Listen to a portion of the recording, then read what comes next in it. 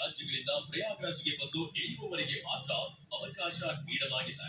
ಜನದಟ್ಟಣೆ ನಿಯಂತ್ರಣದ ಪರಿಸ್ಥಿತಿ ನೋಡಿಕೊಂಡು ಬಳಿಕ ಮತ್ತೆ ರೈಲ್ವೆ ನಿಲ್ದಾಣ ಓಪನ್ ಮಾಡುವ ಸಾಧ್ಯತೆ ಇದೆ. ಇದರ ಜೊತೆಗೆ ಕೆಲ ಬಸ್ ನಿಲ್ದಾಣಗಳಲ್ಲೂ ಜನದಟ್ಟಣೆ ನಿಯಂತ್ರಿಸಲಾಗದೆ ಅಧಿಕಾರಿಗಳು ಬಸ್ ನಿಲ್ದಾಣಕ್ಕೆ ಬೀಗ ಹಾಕಿದ್ದಾರೆ.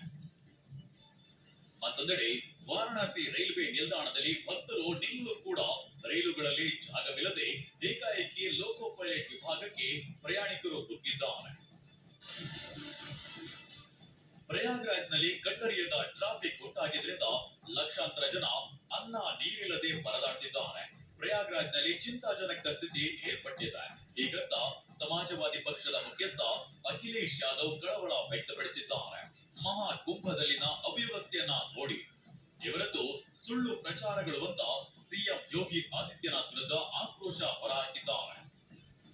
ಪ್ರಯಾಗ್ರಾಜ್ನಲ್ಲಿ ಎಲ್ಲೆಡೆ ಟ್ರಾಫಿಕ್ ಜಾಮ್ ಉಂಟಾಗಿದ್ರಿಂದ ಆಹಾರ ಧಾನ್ಯಗಳು, ತರಕಾರಿಗಳು, ಔಷಧಿಗಳು, ಪೆಟ್ರೋಲ್ ಮತ್ತು ಡೀಸೆಲ್ ಸಿಗ್ತಿಲ್ಲ. ಇದರಿಂದಾಗಿ ಪ್ರಯಾಗ್ರಾಜ್ ಮತ್ತು ಮಹಾಕುಂಭ ಆವರಣದಲ್ಲಿ ಮತ್ತು ಪ್ರಯಾಗ್ರಾಜ್ಗೆ ಹೋಗುವ ರಸ್ತೆಗಳಲ್ಲಿ ಸಿಲುಕಿರುವ ಲಕ್ಷಾಂತರ ಭಕ್ತರು ಹಸಿವು ಮತ್ತು ಬಾಯಾರಿಕೆಯಿಂದ ತತ್ತರಿಸಿದ್ದಾರೆ. ಇದು ತುಂಬಾ ಗಂಭೀರ ಪರಿಸ್ಥಿತಿ.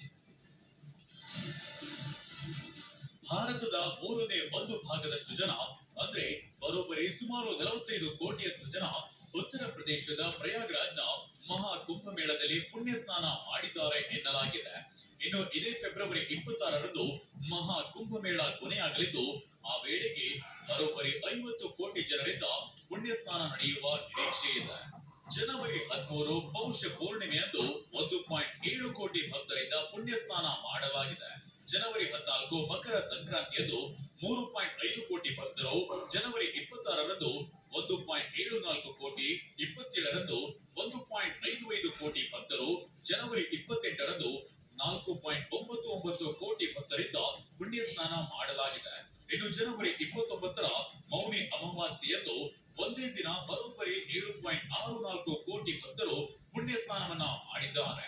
ಜನವರಿ 30ರಂದು 2.06 ಕೋಟಿ, ಜನವರಿ 31ರಂದು 1.82 ಕೋಟಿ, ಜನವರಿ 1ರಂದು 2.15 ಕೋಟಿ, 3ರಂದು 2.57 ಕೋಟಿ ಮತ್ತು ಫೆಬ್ರವರಿ 9ರಂದು 1.57 ಕೋಟಿ ಭಕ್ತರು ಪುಣ್ಯ ಸ್ನಾನ ಮಾಡಿದ್ದಾರೆ.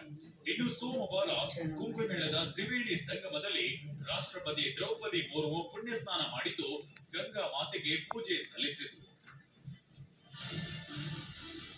ನಾನು ಮಹಾಮಂಡಲೇಶ್ವರ ಮಾರಿ ಮಮತಾನಂದಗಿರಿ ಸ್ಥಾನಕ್ಕೆ ರಾಜೀನಾಮೆ ನೀಡುತ್ತಿದ್ದೇನೆ. ನನ್ನನ್ನ ಮಹಾಮಂಡಲೇಶ್ವರ ಉಪಾಧಿ ಎಂದು ಘೋಷಿಸುವ ವಿಚಾರವಾಗಿ ಕಿನ್ನರ್ ಅಖಾಡ ಮತ್ತು ಎರಡೂ ಅಖಾಡಗಳಲ್ಲಿ ಜಟಾಪಟಿ ನಡೆಯುತ್ತಿದೆ. ನಾನು 25 ವರ್ಷಗಳಿಂದ ಸಾಧ್ವಿಯಾಗಿದ್ದೆ, ಈಗಲೂ ಸಾಧ್ವಿಯಾಗೆ ಇರುತ್ತೇನೆ ಹೀಗೆನ್ನುವ ಮೂಲಕ ಬಾಲಿವುಡ್ ನಟಿ ಮಮತಾ ಕುಲಕರ್ಣಿ ಇತ್ತೀಚೆಗಷ್ಟೇ ದೀಕ್ಷೆ ಪಡೆದಿದ್ದ ಮಹಾಮಂಡಲೇಶ್ವರ್ ಉಪದ್ವಿಯ ಮಮತಾನಂದಗಿರಿ ಸ್ಥಾನಕ್ಕೆ ರಾಜೀನಾಮೆ ಘೋಷಿಸಿದ್ದಾರೆ. महामंडलेश्वर यमाई ममता नंदगिरी, मैं इस्तीफा दे रही हूँ। आज किन्नर अखाड़े या दोनों अखाड़ों में बीच में जो मुझे लेके महामंडलेश्वर की उपाधि घोषित करने के बीच में जो प्रॉब्लम्स हो रही है, मैं एक साध्वी थी 25 साल से और मैं साध्वी ही रहूंगी। ಮೈಸೂರು ಜಿಲ್ಲೆಯಲ್ಲಿರೋ ಟಿ ನರಸೀಪುರದ ತ್ರಿವೇಣಿ ಸಂಗಮದಲ್ಲಿ ಕುಂಭಮೇಳ ಆರಂಭವಾಗಿದೆ.